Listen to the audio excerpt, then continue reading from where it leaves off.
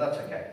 So this talk is about Zen Expressive and Doctrine RM. I'm actually only going to show you the very first portion of this, which is about Zen Expressive, so you don't have to worry about Doctrine if you're unfamiliar with it or don't want to use it, that's fine as well. I'm not going to tell you about me because that eats into my time. So I'm going to ask, what is Zen Expressive? Well, this is roughly what the application stack looks like in an expressive application. And it looks like there's quite a lot going on here. But if we take each block on its own, they're quite simple. So we'll go through each one bit by bit. Now, PSR7, who has heard of PSR7? Put your hand up if you've heard of it. Okay, about half of you. All right, so PSR7 is a new, it's an approved standards recommendation from the Framework Interoperability Group. Try saying that after a couple of drinks. And it's basically just a set of PHP interfaces that describe an HTTP request and response, which, as we're probably aware by now, are the foundation of the web. This is what one looks like, right? We've probably seen this before. We've got our request line with our verbs, which version of HTTP it's got, followed by the path, and we've also got the headers there, and we've got the content itself. Now, the content can be pretty much anything we want. In this case, we've got key value HTTP URL style pairs, but it can be anything. So the response is very similar as well.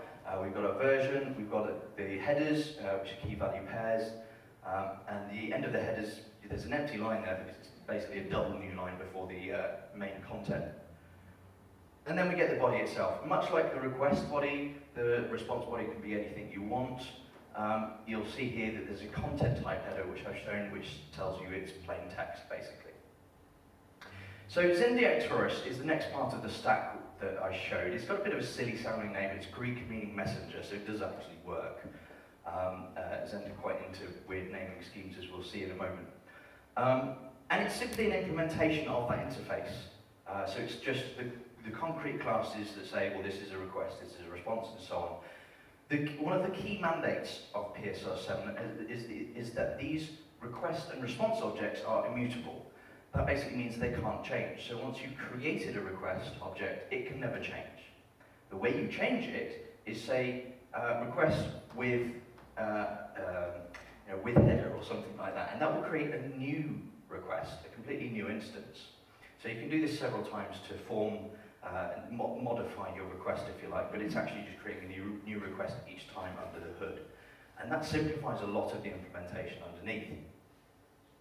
So Diactorus handles lots of sort of other stuff related to that. So serialization, that basically means taking a string that, as we saw in the previous slides, a string like that, and turning it into a response object, for example. And it also has a URI implementation. Fun fact, they're working on a URI interface in Fig at the moment, which means that may be abstracted out into another library. There's also another part of the stack called Strategility, another silly sounding name here. And if you folks may have heard of a library called Appagility, which is probably where this got its name from. This library is actually the core part of Expressive, all right? And this is to do with creating and dispatching middleware pipelines. It's built to rely on any PSR7 implementation, so you don't necessarily have to use Diactorus, but you can if you want to. We're going to stick with Zen for our examples later on. So what is middleware? Okay, I've said this probably a couple of times now. We don't really know what it is. So basically, middleware is just an invocable class, typically. It looks a bit like this. Next is a dispatcher that passes the request and response down to the next level of the middleware, or down the pipe of the middleware.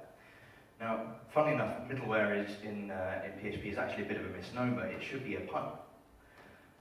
And the terminology got a bit muddled up. So if you go searching for middleware without specifying PHP on there, you're going to get a load of other pattern designs, which may be a bit confusing. But middleware PHP, we like to do things differently, right? So if you want something to happen before the next one is called, obviously you code up before it. If you want it to happen afterwards, you do the code afterwards, right? And that will happen on the way out of this, so once you've already got your response. Because typically your action is also a middleware that sits at the very end. And then once you've called all the next blocks, it will then filter back up and execute all this afterwards code. And that's nice for sort of modifying the response should you need to, doing some logging perhaps, or cleaning stuff up. So expressive itself is pretty much the glue that binds it all together. It uses that PSR7 implementation. It creates those middleware pipes using strategility. And the nice thing about expressive is that you can use any router you want. There's a few which are bundled with it, ZenRouter naturally, but there's also Nikita Popov's FastRoute, which is an excellent routing library. And there is also AuraDI, should you wish to use that.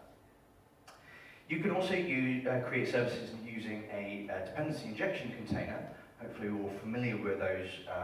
If not, it's basically a place where you can store your services, like database access classes and so on, in very simplified terms.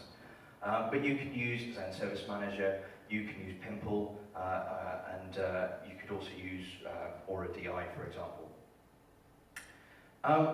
It then dispatches the middlewares in the order you define them, and you can optionally handle templating as well, so using ZenView, Plates, or Twig. Now, it's optional because API applications don't necessarily need a view rendering layer, right? You may just use JSON. And finally, Expressive also handles errors for you. And you can handle it with or without a library called Whoops. I prefer without, personally. So, that's pretty much Zen Expressive. Now, if you've got any questions, I've kind of run over by like a minute and a half, which I thought I may do because there's a lot to get through and I've gone really, really quickly. But if you've got any questions, please do chat to me in the pub afterwards. I'll be there for a little while. I'd love to tell you more about it. So thank you very much, folks.